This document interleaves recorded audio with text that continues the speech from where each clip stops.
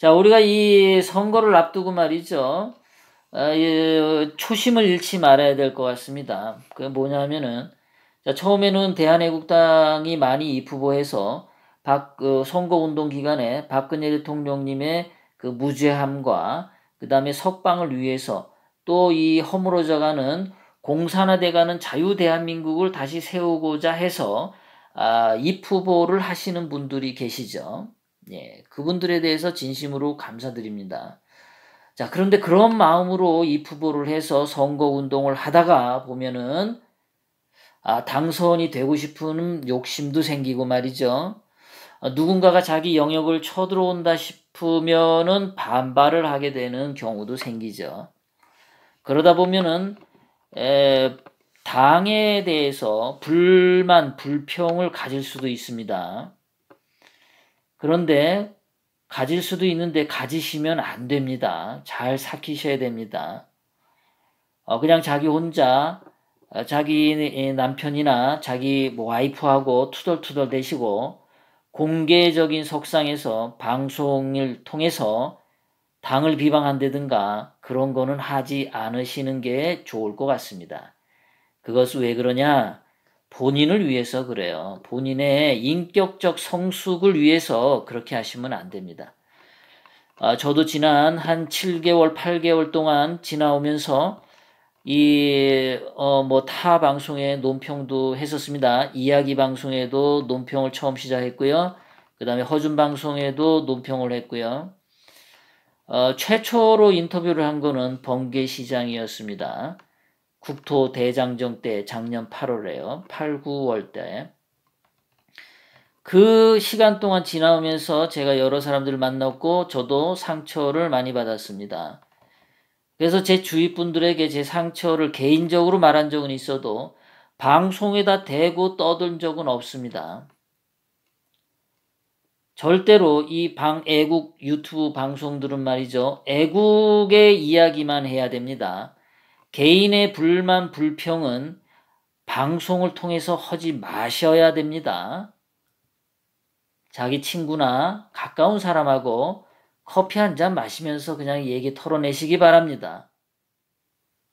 그것이 본인의 개인의 인격적 성숙을 도와주고 태극기 애국 시민들의 사기에도 단결에도 영향을 주고 대한애국당이 더욱더 단결하고 성장해 나가는데 좋은 정신적 자양분이 됩니다.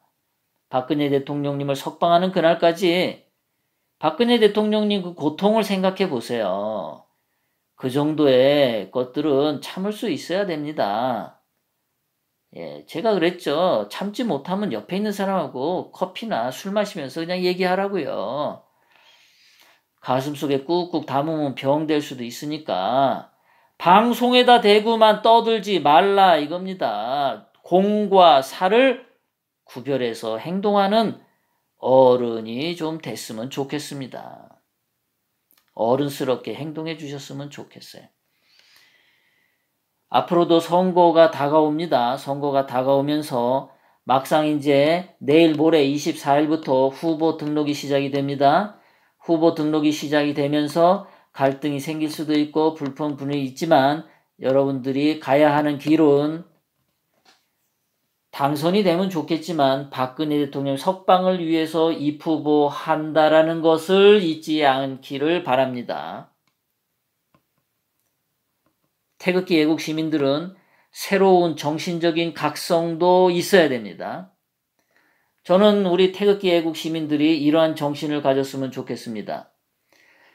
자, 성경에 보시면 하나님이 태초에 흑암 속에서 빛이 있으라 하심에 빛이 있었습니다. 세상을 밝게 해줬습니다. 첫째 날, 둘째 날, 셋째 날, 여섯째 날까지 창조했습니다. 자, 빛을 줘서 세상을 밝게 해주고 생명을 불어넣었습니다. 신약에서 예수님은 오시면서 뭐라고 말씀하셨냐면은 복음을 선포하셨습니다. 기쁜 소식입니다. 하나님과 예수님의 그 두 가지 정신은 뭐냐? 세상에 빛을 주고 생명을 주고 기쁜 소식을 주는 거. 이 세 가지면은 끝나는 겁니다. 이 세 가지만 갖고 있으면 됩니다. 신앙은. 거짓말 하지 말고요. 이 이명박이는 뭐를 잘못했냐? 지금 자유한국당은 뭐를 잘못했냐? 이 문재인, 임종석의 좌파 정권은 뭘 잘못했냐? 이 세상을 어둡게 만들어 가고 있기 때문에 이 자들은 사악한 자들이고 이 자들은 다 쓰레기통에 집어넣어야 한다는 겁니다. 박근혜 대통령님은 하나도 죄가 없으세요.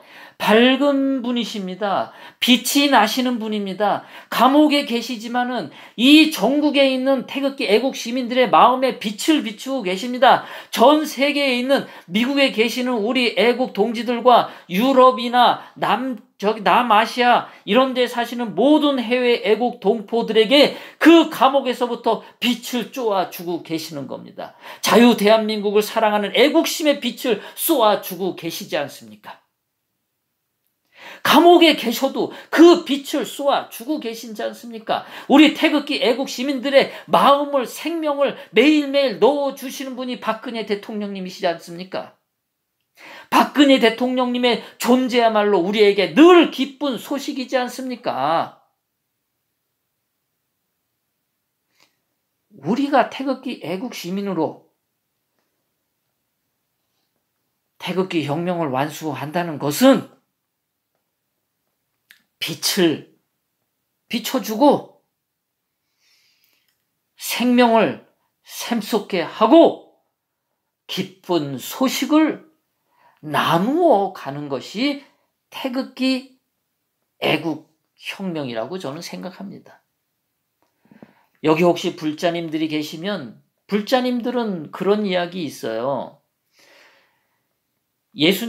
부처님께서 그 제자들이 많은 데에서 연꽃 하나를 들고서 웃으셨어요. 제자 중에 한 사람이 그 연꽃 들은 것을 보고서 미소로 응답했습니다. 그것이 무엇이냐 하면은 연꽃은 더러운 연못에서 아주 아름답게 피어납니다. 더러운 연못에서 아름답게 피어나는 꽃이 연꽃이고 불교의 상징이고 부처님의 설법의 핵심입니다. 하나님이 흑암 속에서 빛을 준 것과 똑같은 이야기인 겁니다. 제가 오늘 이렇게 이야기를 길게 한 것은 아까 어떤 TV에 갔더니 그런 게 가슴 아픈 일이 있었어요. 그래서 말씀드린 거고요.